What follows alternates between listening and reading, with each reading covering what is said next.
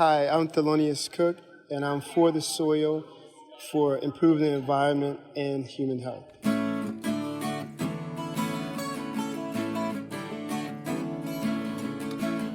Hello, everyone. I'm Jeff Ishee. It's my pleasure to welcome you to another episode of For the Soil, a Conversation. This week, we welcome to the show Dr. Rory Maguire. He's a soil scientist at Virginia Tech, and as you'll learn later during the episode, Dr. Maguire is not only a professor of soil science, but a fan of American history. So what do Lewis and Clark have to do with healthy soils? You'll find out later during the podcast. Also joining us will be Mary Sketch with the Virginia Soil Health Coalition. And let's go to the show.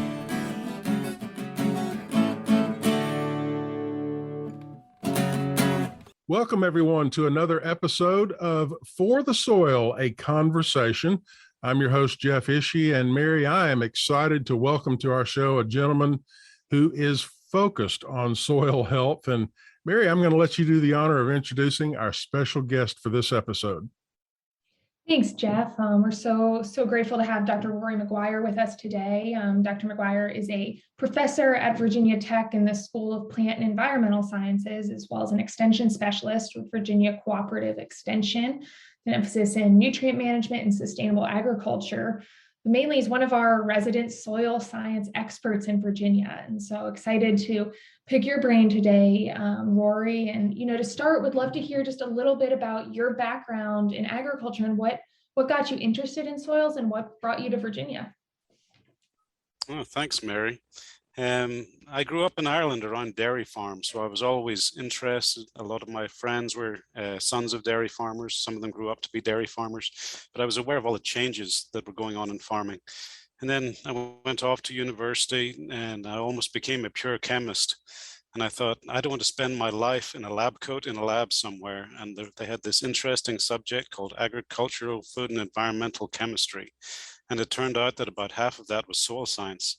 I'd never even heard of soil science when I started that program, but that really got me involved in being outdoors, working with farmers and understanding the issues that were going on in the community. Now, of course, you're at Virginia Tech now.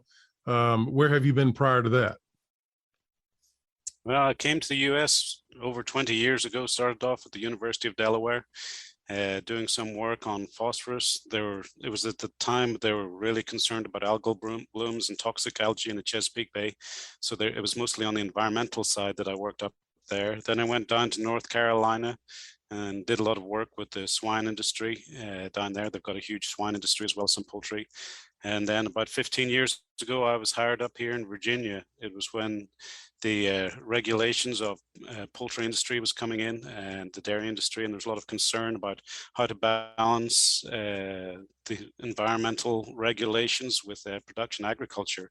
So a lot of what I've done is trying to make things a little bit more sustainable, and the agricultural community has come a long way in terms of managing nutrients better so they can increase production, maintain production, and put those environmental concerns to the side.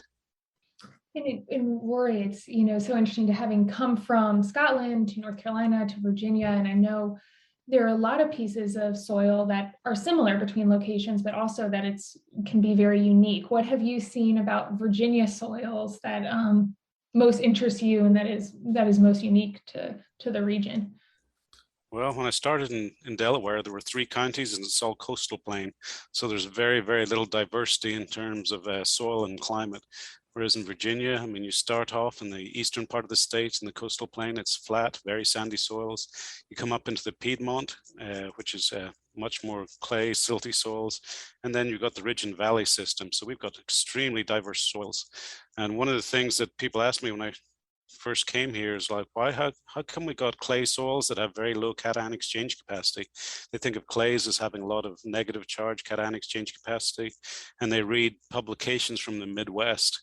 And it took me a while to work out, is because of the less glaciation. So the Midwest was glaciated, and when glaciers stripped the soils, so in the Midwest, the soils are very young. Down here, the glaciers never reached Virginia. So our soils are millions of years old, and they're very, very weathered. So it's very diverse soils, very old soils. You know, Dr. McGuire, you mentioned diversity, and that reminds me of a story.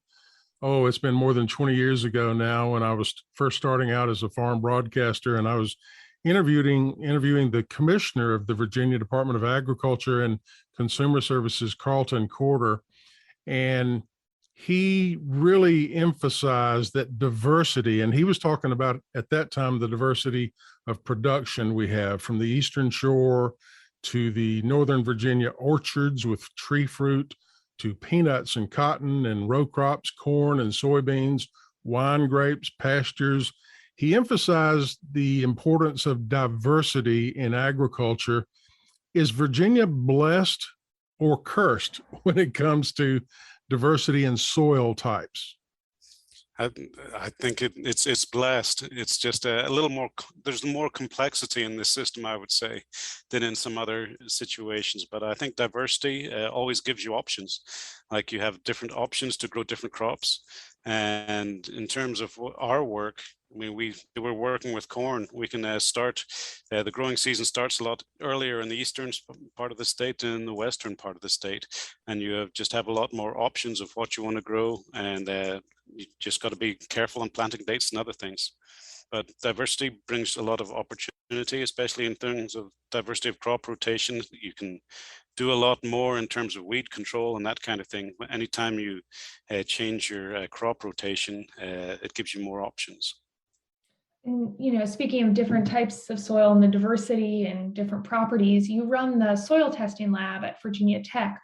Would love to hear a little bit about that work and, you know, who should get their soils tested. Yeah, well, everybody should get their soil tested. We do a lot of soil tests for farmers. In Virginia, it's mandated that we do those at no cost to the farmer, so they're free. We charge $10 per sample for routine sampling for the homeowner. So whether you're a farmer, whether you're a homeowner, doing soil testing is crucial. And it actually saves you money, even if you're paying the $10 per sample. If you're going to go buy some fertilizer or lime, you don't know if you need lime unless you do a soil test. For example, I've dealt with some people that haven't done soil testing, and they look out at their forage or their pasture and they see broom sedge, and broom sedge is not a good quality grass, and they think when you see broom sedge you need lime, but you really don't know. It could be lime, it could be low soil test phosphorus, so you can't guess. You got a soil test. I don't want to get too technical here, but I do want to ask about the importance of pH. The difference between growing maybe apples in an orchard and growing soybeans on the Eastern Shore. Everybody's looking, I guess, are they looking for the same pH? Educate me on pH. Okay. Most people know a drink of Coca-Cola is fairly acidic, so you couldn't grow any plants in something that acidic. Our soils in Virginia, rain is acidic, so our soils are fairly well weathered, so they tend to be acidic, and they need lime every 5 years or so to increase the soil test pH to make sure you can grow crops here. For different crops, for most crops in Virginia, we have a target pH of about 6.2. A pH of 7 is neutral, so we're trying to raise the soil test pH to about 6.2 for most crops. Things like turf, for legumes, where you're capturing nitrogen out of the atmosphere into something like corn, something like soybeans or vetch or clover, we have a slightly higher pH. But generally about 6.2 is right, and we can raise it with lime. Lime's fairly cheap, so it's very beneficial. If your soil test pH gets too low, you can run into problems of aluminum toxicity, or just your roots don't develop very well. So if your pH isn't correct, then your roots won't grow well, and even if nutrients are there, then the roots won't access those nutrients. So pH, not a nutrient itself, but very important in nutrient management. What about if your backyard gardener wanted to get their soil tested, what would they be looking for in a soil test from the testing lab? That would be important. It sounds like pH, but what other story can it tell? The big three are N, P, and K: nitrogen, phosphorus, and potassium. Those are the three big nutrients. If you buy a bag of fertilizer at Home Depot or Lowe's or any other hardware store, it's generally, say, for example, a bag of 10-10-10 is 10% nitrogen, 10% P2O5, and 10% potash. So those are the three big nutrients that you're applying in addition to lime. And we'll give you a recommendation.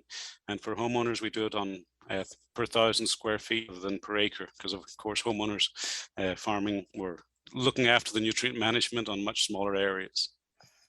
We're talking today with Dr. Rory Maguire, professor at Virginia Tech School of Plant and Environmental Sciences. And Dr. Maguire, in our email communication before the podcast, you mentioned that one of your favorite books was about the Lewis and Clark expedition.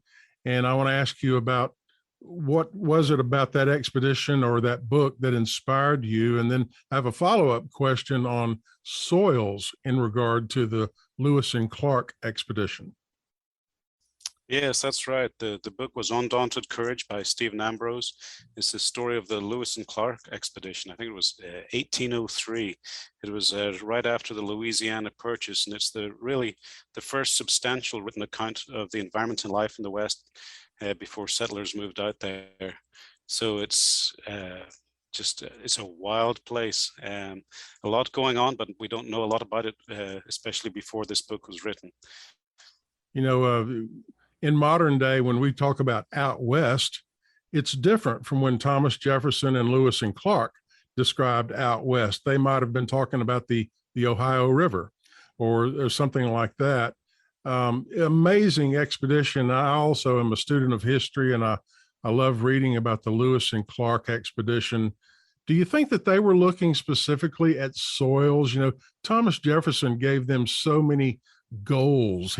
He wanted to know everything about the West. Were they looking at soils? Maybe a little bit, but they were just really looking for the Northwest Passage. How do you get to the West Coast? Can you make it to the West Coast using just the rivers in the U.S.? So they were looking, recording botany, animals, absolutely everything they came across. And when it came to the Great Plains, they saw the buffalo, and the Native Americans were lighting fires. They said the wildfires that they started drove them crazy, because the Native Americans were trying to either push animals as part of a hunt and use fire to control where the animals were going, drive them towards hunters, or to try and regenerate fresh vegetation. So they recorded a lot of things. And one of the things that stuck in mind, I had to look up the collective noun for it, but a scurry of squirrels.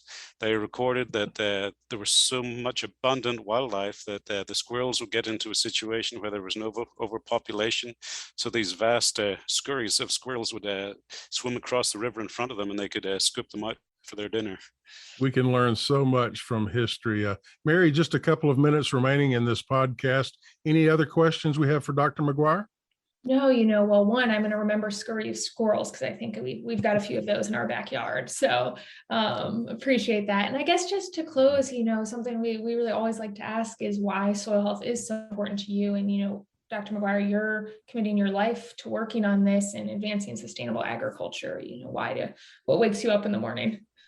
Well, if you eat, you're involved in agriculture. I mean, I think that's the best bumper sticker I've ever seen. And it's one of the few things that they don't make any more of. We're in a consumer society, we're using more and more. They don't make any more soil. So we've got to do a great job of maintaining the soils that we have. And historically, our soils were degraded by many years of moldboard plowing and other things, and we're trying to bring them back. A lot of farmers have been very successful at bringing them back, but there's still room for improvement. Well, we do like to highlight one of the 4 core principles of soil health in each episode. And today I'd like to mention the importance of crop diversity, rotating your crops, whether it be on a farm or your backyard herb garden. That's important. Also, integrating livestock where possible will enhance the chemical, the physical, and the biological aspects of the soil. It improves the whole system. So practice diversity when it comes to improving your own soil health. And also, I'd like to challenge each of our listeners of this podcast to take a pledge today to improve the soil health in your own world, whether it be in a traditional corn and soybean operation, a backyard vegetable garden, or maybe even a 2-acre market garden. You can take that pledge by visiting our website at forthesoil.org. That is the digit 4, thesoil.org.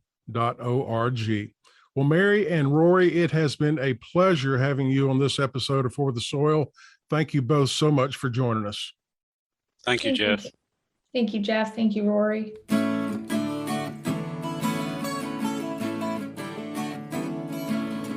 For the Soil, a conversation is made possible with funding support from the National Fish and Wildlife Foundation and the Agua Fund. Other partners include the U.S. Department of Agriculture's Natural Resources Conservation Service, Virginia Cooperative Extension, Virginia State University, Virginia Department of Conservation and Recreation, and partners of the Virginia Soil Health Coalition. Views expressed on this podcast are those of each individual guest. To download a copy of this or any other episode, visit the website forthesoil.org. And if you have a specific question about soil health, just contact your local extension office, your local USDA service center, or a soil and water conservation district office. Music used during today's program was provided courtesy of the Flip Charts, all rights reserved. For the Soil, a conversation is produced by On the Farm Radio in collaboration with Virginia Tech. I'm your host, Jeff Ishee.